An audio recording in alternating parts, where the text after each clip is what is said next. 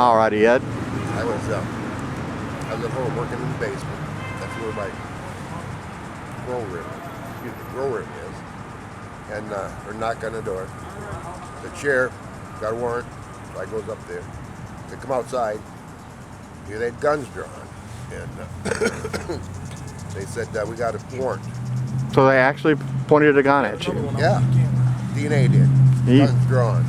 You look like a really dangerous man, Ed. I'm shocked that they would act that way in your home. They came into your home and they pointed a gun at you. No, when I was out in the garage. Okay, you're in the garage. You're in your garage on your property. Yeah. Okay. And then they came in, handcuffed me, handcuffed my son-in-law, and said, "Stay up here. You ain't going no downstairs." And DEA left. They said, "There's nothing for here. Us, there's nothing for here. Us." So they left, and they kept me there. And I hear a bunch of banging and stuff going on. I know they're busting up all my stuff, and they kept me there. And then they took everything. They made a big show out of taking my stuff out of the garage. 2 lawnmowers, 10 years old. Air compressor, 20 years old. Generator, 20 years old.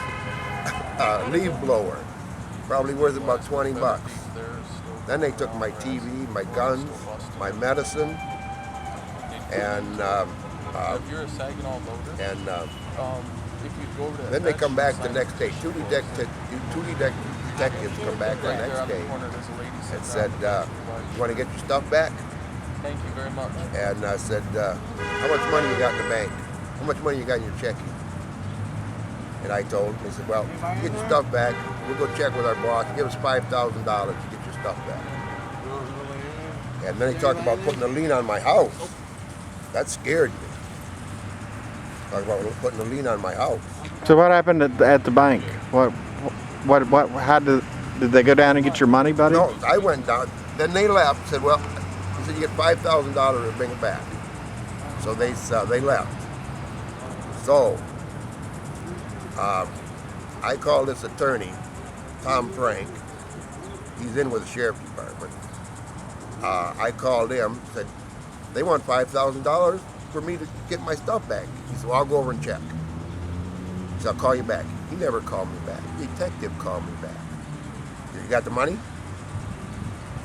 I said, "Yeah, I went to credit union and got the money." And they came out, brought that old stuff back, my car back. They never brought my TV back, my guns back, my charcoal filter. I had a VCR camera. I can't find that.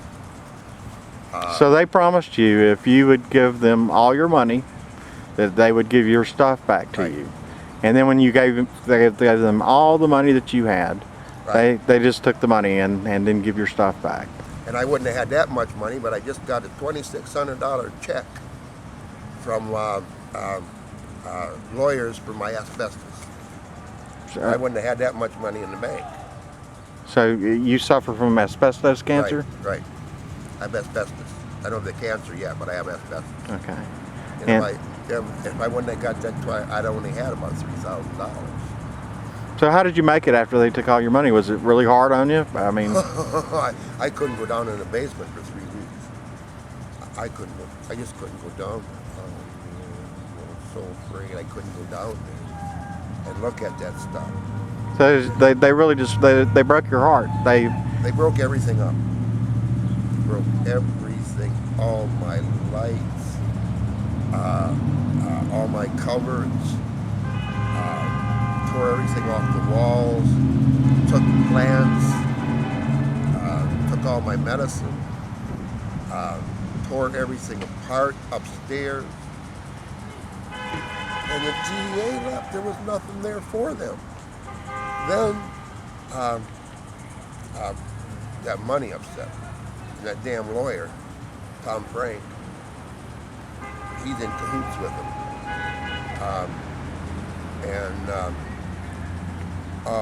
I would just, rattled me. And but Have they charged you with they anything haven't yet? charged me with a thing. And have they given your property back? No, Or? they told me I'd never get it back. Detectives told me you'll never get that back. Hmm. They already told me that. You'll never get it back. So you went back and you asked them for your property and they refused to return. I went back and I went back, get a receipt, and they told me then. They said, you ain't getting nothing back. And how long ago was that? Ed? April 15th. April 15th, and they haven't charged you with anything yet. How does that make you feel about America and the rights and the laws and things like that? Are you disappointed? Hey, I was in the service. Me too. I know. You know, and that's what we fought for, our country. And I feel like my rights they're gone.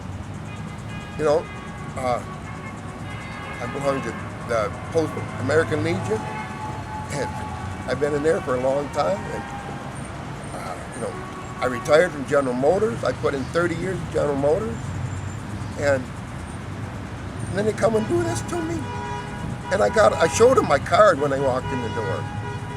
And Federal says, we don't mess with marijuana people unless if they show us our card. You said that right on TV or on the internet when we had to talk with them. I showed them my card when they walked in the door. What do you mean you don't mess with people? He's lying through his teeth.